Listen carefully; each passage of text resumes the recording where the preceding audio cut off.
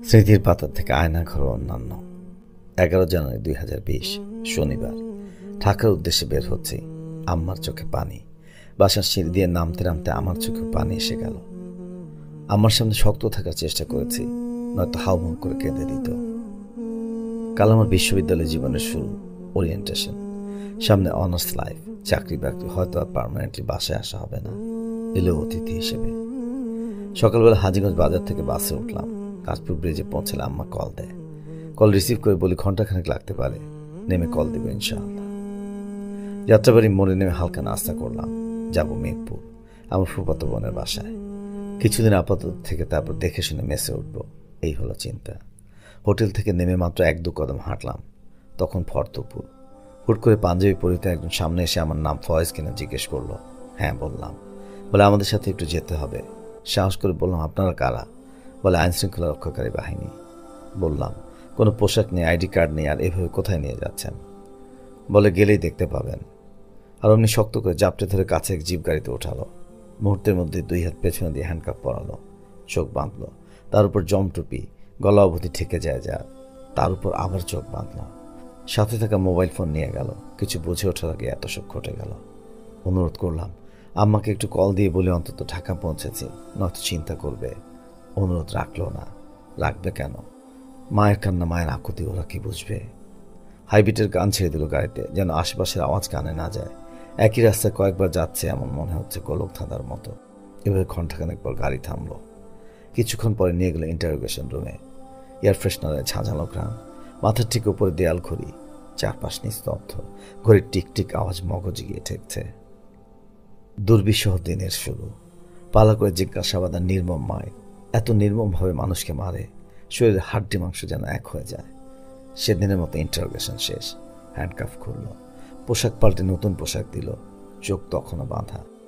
নিস্তেজ শরীর দুজন মিলে ধরে দিয়ে আসলো এক সেলে। সারাদিনে ওই প্রথম চোখের বাঁধন খুলল, কিন্তু বোঝার উপায় নেই কোথায় আছি। ছোট্ট রুম, লম্বাটে শেপ, একপাশে একটা খাট পাতা। পুরো রুমে ছাদের সাথে লাগো একটা ছোট্ট জানালা। দেখার উপায় নেই বাইরে কি হচ্ছে।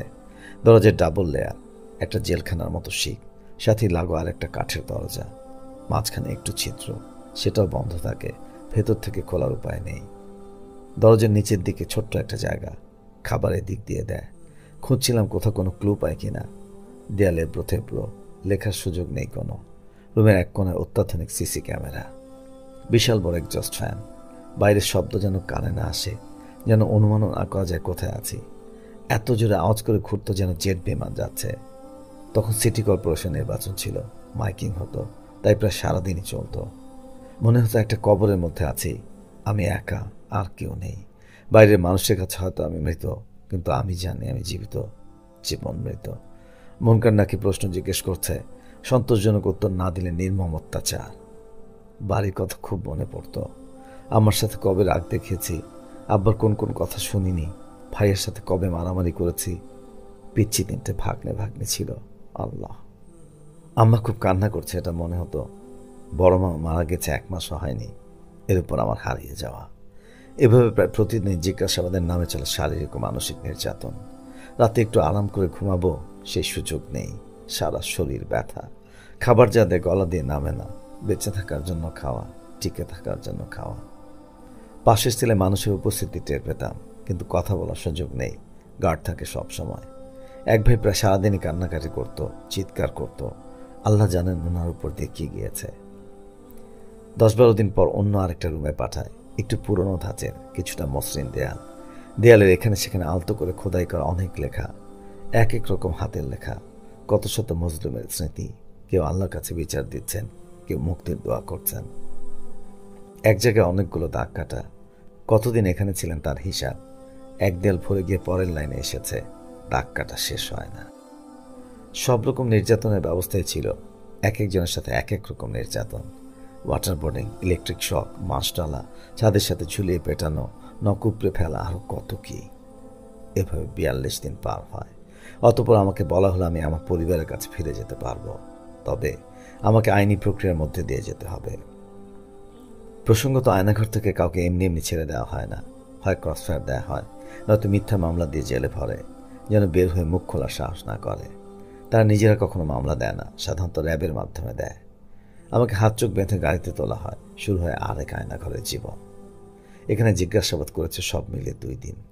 জিজ্ঞেস না করে পশুর মতো পেটানো যার উদ্দেশ্য। এখানে যে রুমে ছিলাম সেটা বেশ বড় সড়ো, খুটখুটে অন্ধকার, পুরনো বিল্ডিং, জায়গায় জায়গায় ভাঙা, মেঝের দেয়ালে, ছাদে, মাঝে করিডোর, সেখানে কিছু লাইট জ্বলে। দুপাশে 5টা করে মোট 10টা রুম, পালা করে ওয়াশরুমে নিত। কাছাকাছি রুম হয় অনুমান করেছিলাম। মোট 10 বার তালা খুলতো আর লাগাতো। সবচেয়ে নির্মম ব্যাপার কি জানেন? 24 ঘন্টা চোখ বেঁধে রাখত। এমনকি রুমের মধ্যেও। সূর্যের আলো দূরে থাক, আলো দেখারই সুযোগ নেই। গার্ড না থাকলে মাঝে মাঝে চোখের নিচ দিয়ে আশপাশে দেখতে চাইতাম। আমার চশমার পর -3.5, একটু দূরে ঝাপসা দেখি, তাই খুব একটা লাভ হয়নি। 24 ঘন্টা হাতে হ্যান্ডকাফ পরা থাকতো। রাত 9টা থেকে রাত 3টা পর্যন্ত 2 হাত পেছনে দিয়ে হ্যান্ডকাফ দিত।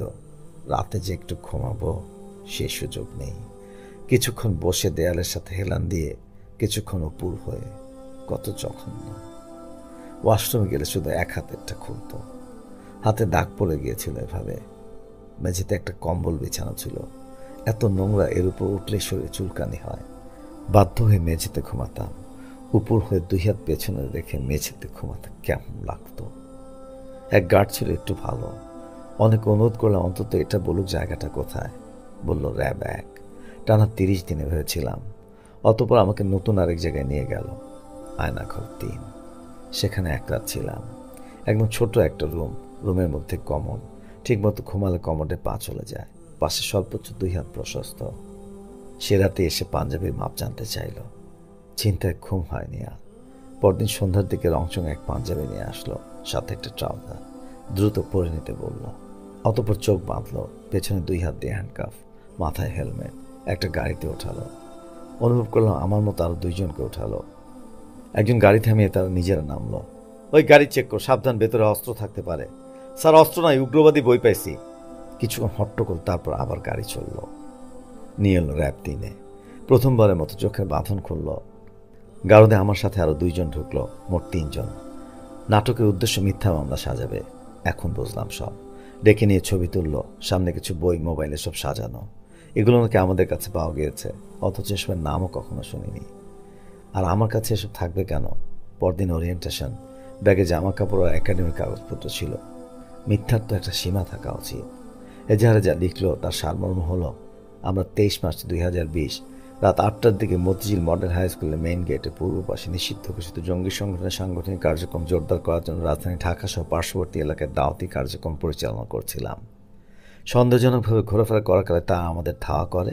3 জনকে আটক করতে সক্ষম হয়, বাকি 8-10 জন পালিয়ে যায়। নিষিদ্ধ বইগুলো আমাদের সাথে থাকা ব্যাগে ছিল।